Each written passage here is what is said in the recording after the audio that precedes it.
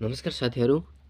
मैले केही समयदेखि फेसबुकमा हाम्रा भावी पुस्ताहरू सफल हुनेछन् भन्ने खालको केही तर्क गरेको थिएँ।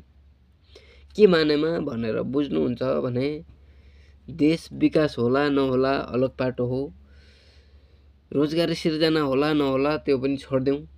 किनभने हामी साक्षर छौँ। अहिले साक्षरता भएको अब जस्तो नेपालको सरकारले एउटा डेटा दिन्छ, त्यसमा 93-94% भन्छ। जो नेपाली अक्षर राम्रोसँग पढ्न र बुझ्न सक्नुहुन्न उहाँहरूलाई उसले साक्षरता मान्ने हुन्छ, किनकि नाम लेखेको भरमा। मैले बुझ्दाखेरि हामी जो जति जस्तो हाम्रो जेनेरेसन छ, धेरै साथीहरूसँग मेरो घुलमिल छ, भेटघाट छ हैन। उहाँहरूको भन्दा पनि सामान्य नेपाली अक्षर पढ्न र लेख्न सक्ने मान्छे हैन, सामान्य इङ्ग्लिसबाट केही लेखेको हेर्न सक्ने मान्छे साक्षरता हो। अब कतिले भन्छन् 12 पास गरेको शिक्षित हो हैन, एसएलसी गरेको जमानामा ऊ त ट्यालेन्ट हो। तर यो भ्रम रहेछ। किनभने हामीले अन्य देशका नागरिकसँग तुलना गर्दाखेरि हामी सबैभन्दा लास्ट हौँ। अहिले म निर्माण क्षेत्रमा काम गर्दै गर्दा यहाँ एउटा कम्पनीमा काम गर्छु। यो कम्पनीमा झन्नै अनुमान गरौँ 100 वटा जति बस्ता हाम्रो डिपार्टले चलाउँछ। यस्ता 50-60 वटा कम्पनी छन् भनेपछि यिनीहरू 20-30 हजार 40 हजार कति मान्छे छन्। यो हामीले खासै यकिन गर्न सक्ने अथवा कतै खोज गरिएको छैन, अवस्था छैन। यसमा हाम्रो डिपार्टमा मेरो सिरियल नम्बर भन्नुहुन्छ भने 10,007 हो। यहाँभन्दा माथि अहिले 17-18 हजार पुगिसकेको छ। यसमा आउने जाने क्रम जारी हुन्छ, कति आउनुहुन्छ कति जानुहुन्छ। यहाँ अहिले मैले देखेको इटाली, चाइना, इन्डिया, यो साउदी अरब, सुडानी, बङ्गलादेश, पाकिस्तान हैन, अफगानिस्तान, फिलिपिन्स, भियतनाम 9-10 देशका मानिसहरू हामी साथै काम गर्छौँ। यसमा हाम्रो तुलना गर्दा सबैभन्दा कूटनीतिक क्षेत्रमा केही नगर्ने, सरकार छ छैन भन्ने कुनै अत्तो-पत्तो नभएको देशका नागरिक हामी नेपाली। सबैभन्दा सस्तोमा परिश्रम गर्ने हामी नेपाली। सबैभन्दा न्यून स्तरको रूपमा चाहिँ पारिश्रमिक गरिरहेका न्यून वर्गमा त्यो पनि हामी नेपाली। अनि मान्नुहोस् त तपाईँ हाम्रो शिक्षाको स्तर कहाँ रहेछ?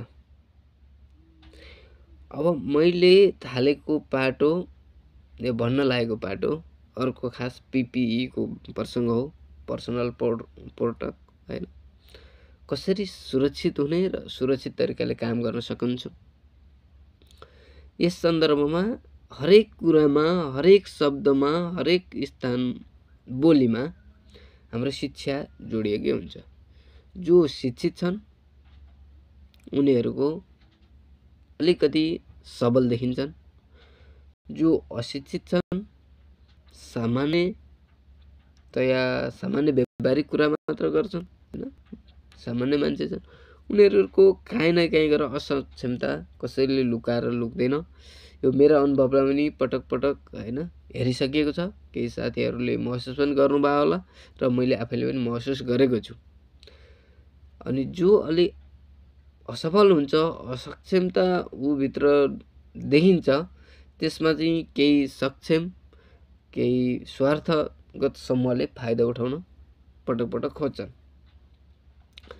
तसर्थ इटालीको एउटा नागरिकले चाहिँ केही काम गर्नु पर्यो, भित्तामा एउटा सानो ऐना अथवा के झुन्डाउनु पर्यो, काँटी ठोक्नु पर्यो भने पनि एउटा किला ठोक्नको लागि उसले हम्मर लिन्छ, किला लिन्छ, हातमा पन्जा लाउँछ, आँखामा चस्मा लाउँछ, सेफ्टी ग्लास लाएर उसले बकाइदा किला ठोक्छ। सबैभन्दा पहिला मान्छेको सुरक्षित अङ्ग आँखा हुनु पर्यो। आँखा भएन भने मान्छेले केही देख्दैन। हाम्रो सबभन्दा महत्त्वपूर्ण हैन 5 ज्ञानेन्द्रिय मध्ये आँखा एक हुन्।